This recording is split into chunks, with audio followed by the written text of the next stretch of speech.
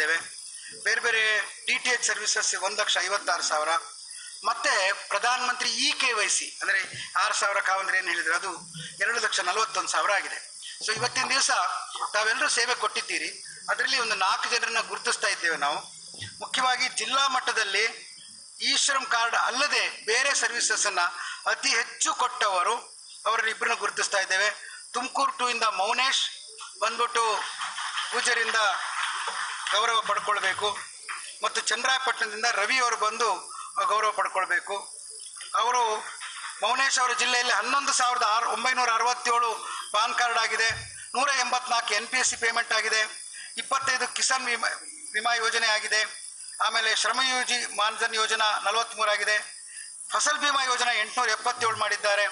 ಸರಾಸರಿ 243 ಅವರು ಸೇವೆಯನ್ನು ಕೊಡ್ತಾ ಇದ್ದಾರೆ ಪ್ರತಿನಿತ್ಯ. ಅವರಿಗೆ ಒಂದು ದೊಡ್ಡ ಚಪ್ಪಾಳೆ ನಿಮ್ಮದು ಬರಬೇಕು. ಅದೇ ರೀತಿ ಚನ್ನರಾಯಪಟ್ಟಣದಿಂದ ರವಿ ಜಿಲ್ಲಾ ಮಟ್ಟದಲ್ಲಿ ಒಳ್ಳೆಯ ಸೇವೆ ಅಂದರೆ ಅವರ ಇದರಿಂದ ಸಿಗ್ತಾ ಇದೆ, ಅವರಿಗೂ ಕೂಡ ದೊಡ್ಡ ಚಪ್ಪಾಳೆಯನ್ನು ಕೊಡೋಣ. ಇನ್ನು ತಾಲೂಕು ಮಟ್ಟದಲ್ಲಿ ಇಬ್ಬರನ್ನು ನಾವು ಗುರುತಿಸ್ತಾ ಇದ್ದೇವೆ.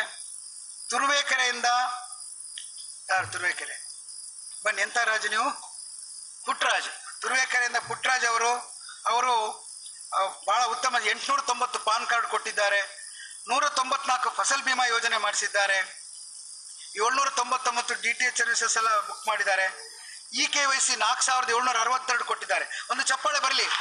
5,000 ಜನರಿಗೆ ಅವರು 6,000 ರೂಪಾಯಿ ಕೊಡಿಸಿದ್ದಾರೆ ಅಂದರೆ 30 ಲಕ್ಷ ರೂಪಾಯಿ ಸರ್ಕಾರದ ಹಣವನ್ನು ಜನರಿಗೆ ಅವರು ಮುಟ್ಟಿಸಿದ್ದಾರೆ. ಈ ವರ್ಷ 30 ಲಕ್ಷ ಕಿಸಾನ್ ಕ್ರೆಡಿಟ್ ಕಾರ್ಡ್ನಿಂದ ಅವರು ಸಾಲ ಕೊಡಿಸಿದ್ದಾರೆ 610 ಜನರಿಗೆ. ಭಾಳ ಒಳ್ಳೆ ಕೆಲಸ ಮಾಡಿದ್ದಾರೆ, ಅವರಿಗೆ ಅಭಿನಂದನೆ. ಆಮೇಲೆ ಅರ್ಕಲ್ಗೂಡಿಂದ ಆದರ್ಶ್ ಅವರು ಬನ್ನಿ.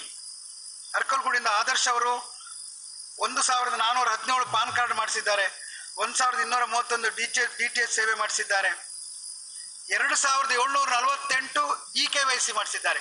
ಅಷ್ಟು ಜನರಿಗೆ 6,000 ರೂಪಾಯಿ ಅಂದರೆ 12 ಲಕ್ಷ ರೂಪಾಯಿ ಅವರು ಕೊಡೋ ಹಾಗೆ ಮಾಡಿದ್ದಾರೆ ಸರ್ಕಾರದಿಂದ. ದೊಡ್ಡ ಸೇವೆ ಅಂತ ಹೇಳ್ಬೋದು.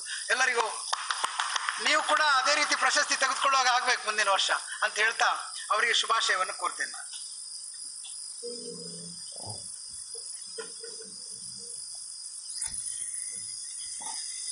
ಓಂ ಶ್ರೀ ಮಂಜುನಾಥ ಪೂಜ್ಯರಿಗೆ ಪ್ರಣಾಮ.